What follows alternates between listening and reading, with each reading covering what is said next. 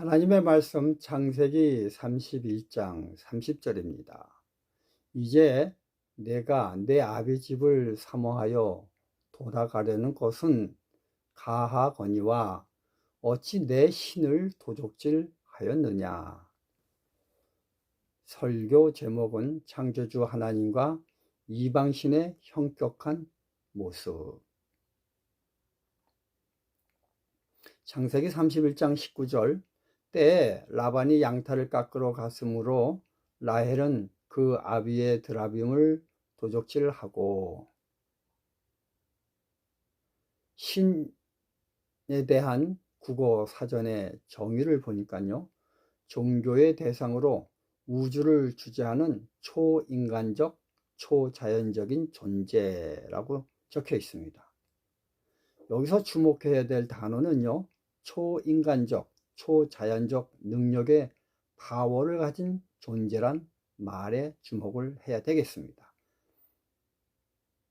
그러므로 신은 자기 자신을 인간으로부터 보호할 능력이 있음을 증명해 보여야 신으로서의 입증이 됩니다. 만약 신이 인간의 탐욕으로부터 자기 자신을 보호하지 못한다면 그 신은 신이 아니라 가짜입니다. 더불어 인간이 그 신의 능력에 압도되어 굴복해야 신이 신으로서의 경배받을 자격이 됩니다. 그래서 성경은 적기를 라헬은 그 아비의 드라빔을 모셔왔다라고 하지 아니하고 도적질했다라고 적었습니다. 도적질이란 사전적 정의가 뭡니까? 남의 물건을 훔치거나 빼앗는 것을 말합니다. 도적질 당한 신이란 자기 의지와는 상관없이 자기가 남의 의지에 의해 옮겨짐을 당하는 것을 말하고 있지 않습니까?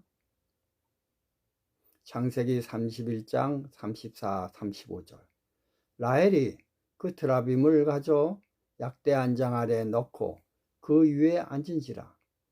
라반이 그 장막에서 찾다가 얻지 못하매 라헬이 그 아비에게 이르되 마침 경수가 나므로 일어나서 영접할 수 없사오니 내 주는 노하지 마소서 하니라. 라반이 그 드라빔을 두루 찾다가 얻지 못한지라. 라반이 온 정력과 재력과 힘을 다해 경배한 드라빔의 능력은 겨우 라헬의 엉덩이 밑에 깔려 쥐죽은 듯이 조용히 있는 신이었습니다. 구약 당시는 여자가 경수가 나면 깨끗이 못하고 더러움을 상징합니다. 라반의 드라빔은 그런 더러운 환경 속에서도 찍소리 못하고 깔려 지내고 있습니다. 이처럼 힘과 능력이 없는 드라빔을 뭐 때문에 경배하고 또 훔쳐오는지 모르겠습니다. 이후에 라헬이 훔쳐온 드라빔이 능력을 발휘했다는 기록은 성경에 어디에 나오지 않습니다. 말 그대로 그 드라빔은 죽은 시체에 불과합니다. 그에 반해 야곱이 믿는 여호와 하나님은 어떻습니까? 여호와 하나님도 적군에 의해 빼앗김을 당한 경우가 성경에 있습니까? 예, 있습니다. 옛날에는요, 전쟁의 승리를 인간의 싸움의 승리로 여기지 아니하고 신들의 전쟁에서 자기 신이 이겼다고 믿습니다. 그래서 전쟁에 승리한 사람들은 패배한 신들의 모형을 빼앗아와 자기 신전의 신에 바칩니다. 사무엘상 5장 1절 2절 블레셋 사람이 하나님의 궤를 빼앗아 가지고 에벤에셀에서부터 아스돗에게 이르니 블레셋 사람이 하나님의 궤를 가지고 다곤의 당에 들어가서 다곤의 곁에 두었더니. 여러분, 이 싸움은 겉으로 보기에는 완벽한 블레셋의 승리이고 다곤신의 여호와 하나님을 이긴 싸움입니다. 만약 성경이 여기서 끝이라면 우린 여호와 하나님을 믿을 필요가 없습니다. 대신 다곤신을 믿어야 했습니다. 그러나 여호와 하나님의 모시는 성물을 다곤 신전에 모시자 거기서 벌어지는 일들에 대하여 성경은 이렇게 적고 있습니다.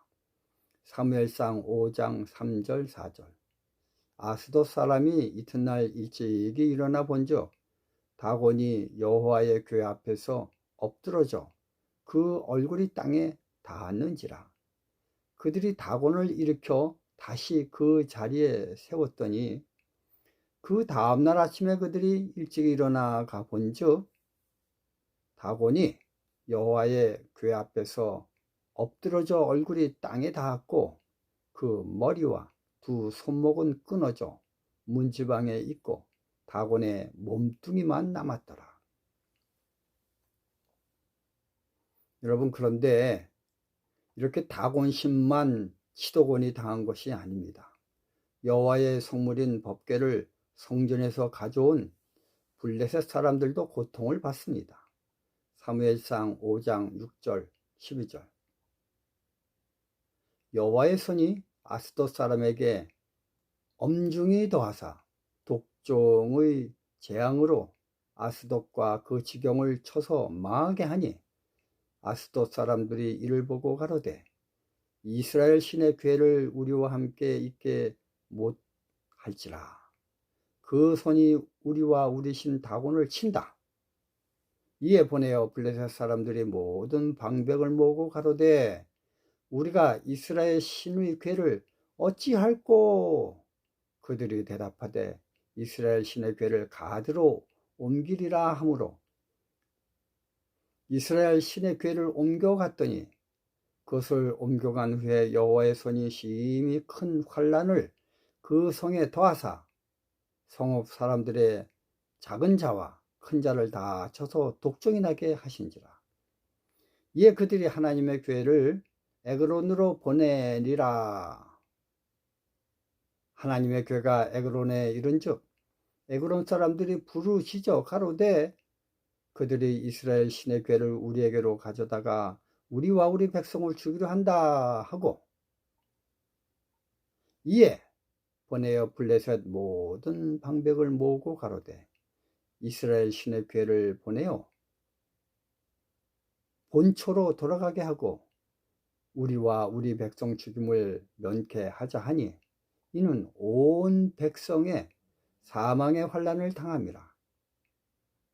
거기서 하나님의 손이 엄중하심으로 죽지 아니한 사람들은 독종으로 치심을 받아 성읍의 부르짖음이 하늘에 사무쳤더라.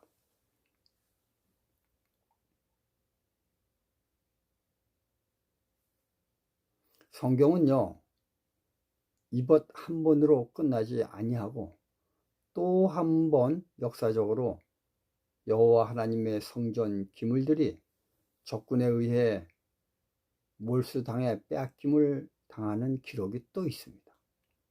다니엘서 1장 1절 2절. 유다왕 여호야김이 위에 있은 지 3년에 바벨론 왕 느부갓네살이 예루살렘에 이르러 그것을 에워쌌더니 주께서 유다왕 여호야김과 하나님의 전 기구 얼마를 그의 손에 붙이심에 그가 그것을 가지고 신할 땅 자기 신의 묘에 이르러 그 신의 보고에 두었더라. 다니엘서 5장 1절 4절입니다.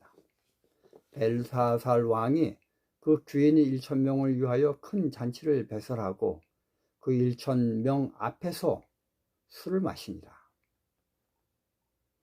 벨사살이 술을 마실 때 명하여 그 붙인 느부갓네살이 예루살렘 전에서 취하여 온 금은 기명을 가져오게 하였으니 이는 왕과 귀인들과 왕후들과 빈궁들이 다 그것으로 마시려 함이었더라. 이에 예루살렘 하나님의 전 성소 중에서 취하여 온 금 기명들을 가져오매 왕이 그 귀인들과 왕후들과 빈궁들로 더불어 그것으로 마시고 무리가 술을 마시고는 금운동철목 석으로 만든 신들을 찬양하니라. 성경은요, 사단의 사주를 받은 벨사살 왕이 의도적으로 여호와 하나님의 위신을 깎아내리려고 일부러 성소의 기병 중 금으로 된 것들을 가지고 오게 해서 술을 마십니다. 사실 잔치에는 잔치에 사용되는 알맞은 술잔이 있습니다. 성전 기명은 잔치에 사용하기에는 불편한 그릇입니다. 그럼에도 불구하고 성전 기명을 사용한 이유는 사단이 하나님을 깔아 뭉개려는 정신을 나타내기 위함인 것입니다.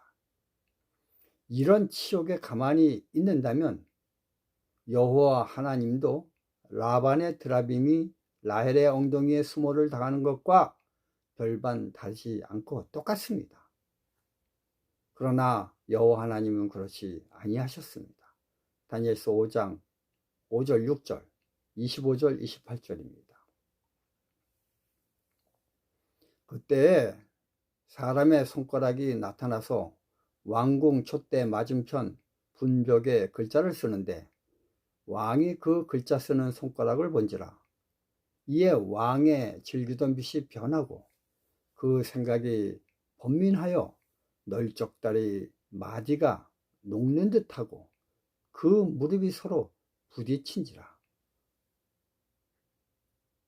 기록한 글자는 이것이니 곧 메네메네데겔 우바르시니라.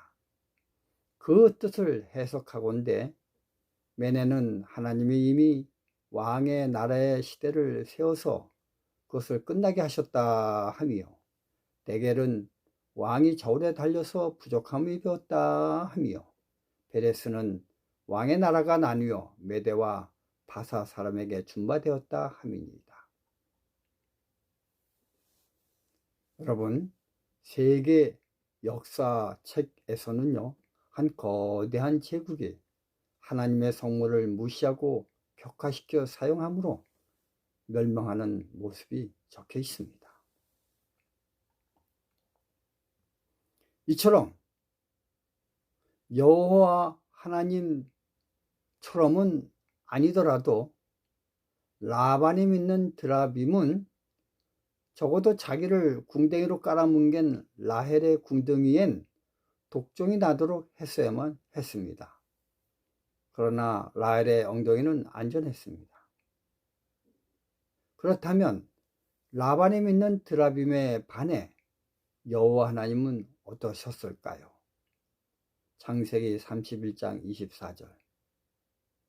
밤에 하나님이 아람 사람 라반에게 현몽하여 가로되 너는 삼가 야곱에게 선악간 말하지 말라 하셨더라.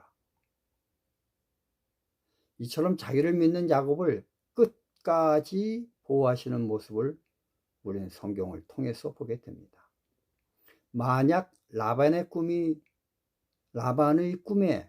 나타난 하나님이 무섭고 두렵지 않았다면 라반은 그런 꿈을 꾸고도 그 꿈과 상관없이 자기 부하들에게 명령하여 야곱을 죽이고 그의 재산을 모두 몰수하였을 것입니다. 그러나 라반은 자기 꿈에 나타난 하나님을 두려워했습니다. 무서워했습니다.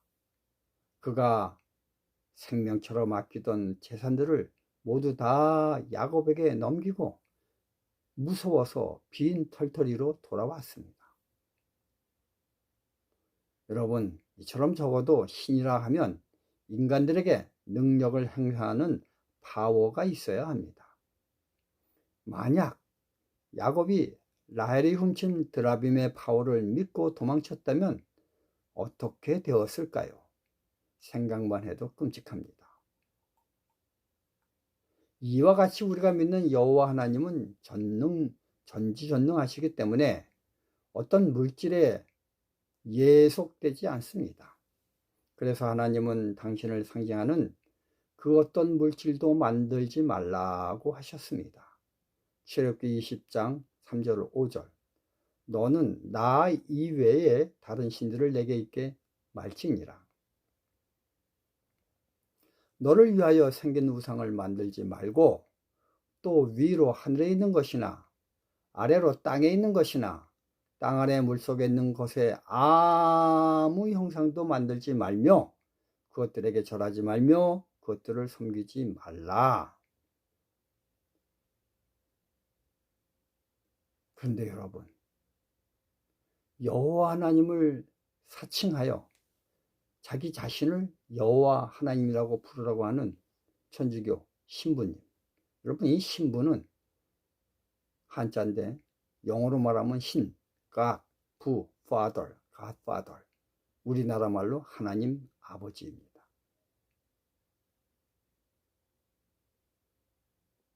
근데 이 인간 하나님 아버지 천주교에서는요, 이 둘째인 우상을 섬기지 말라는 계명을 삭제해 버렸습니다. 그러므로 천주교 십계명과 기독교 십계명은 완전 다릅니다. 천주교에서는 둘째 계명을 없애고 열째 계명을 둘로 나눠 십계명을 만들었습니다. 이것에 기초하여 천주교에서는 마리아 우상을 만들어 그들의 신전인 성당 앞에 전시해 놨습니다. 그래서 천주교 성도들은 여호와 하나님보다 마리아상 앞에서 더 많이 기도를 하고 있습니다. 이것은 천주교는 여호와 하나님보다 마리아가 영험하다고 해서 기도를 마리아에게 하도록 유도하고 있기 때문입니다. 여러분들이 천주교 교회 뉴스를 보면 여호와 하나님에 대한 기사보다 어느 곳에 있는 마리아 상에서 눈물을 흘렸다라는 기사나 또는 어느 샘에서 마리아가 현현됐다, 그래서 그 현현된 샘물을 마시는 순례 행렬을 보도하는 가톨릭 뉴스를 많이 접했을 것입니다. 이처럼 천주교는요, 기껏해야 겨우 눈물, 샘물의 기적 등으로 하나님의 거대하고 위대하심을 격화시키고 있습니다. 이와 같이 가톨릭은 기독교의 하나님 대신 마리아 신을 섬기는 전혀 다른 종교입니다. 그럼 하나님은 자신의 존재를 어디에 기록하고 계십니까? 우리는요, 그 기록과 흔적을 봐야 믿지 않겠습니까? 그래서 하나님은 전지전능하심으로 그 어떤 금, 은, 동, 철, 목석, 흙에 자신의 모습을 형상화하지 아니하셨습니다. 그분께서는 십계명 중 유일하게 창조주 하나님의 이름과 지위를 인간이 범접하지 못하는 안식일 시간에 새겨 놓으신 것입니다. 이 안식일 계명을 보면요, 여기에는 직위, 창조주 하나님, 이름, 여호와 하나님, 이 여호와란 뜻은 스스로 있는 자란 뜻이죠. 성경의 중심은 십계명입니다. 그럼 십계명의 중심은 어디입니까? 그것은 바로 넷째 계명입니다. 왜냐하면 그곳에만 유일하게 당신의 신분과 이름이 적혀 있기 때문입니다. 그래서 사단은 끊임없이 안식일 계명을 공격하였고 드디어 364년 라오디게아 종교회의에서 천주교회가 이 땅의 여호와 하나님으로 자처하는 교황의 이름으로 안식일을 일요일로 바꾸게 되었습니다. 이 내용은 자신들이 하나님이라는 증명을 하는 자료로 자기들의 교리 문답에 매우 자세하게 적어놓고 있습니다. 여러분, 진정한 하나님의 성도라면 성경을 통해 이처럼 사단과 하나님의 선악의 대쟁투를 잘 투영하여 영적으로 분별할 줄 알아야 됩니다. 그게 바로 하나님의 성도인 것입니다. 감사합니다.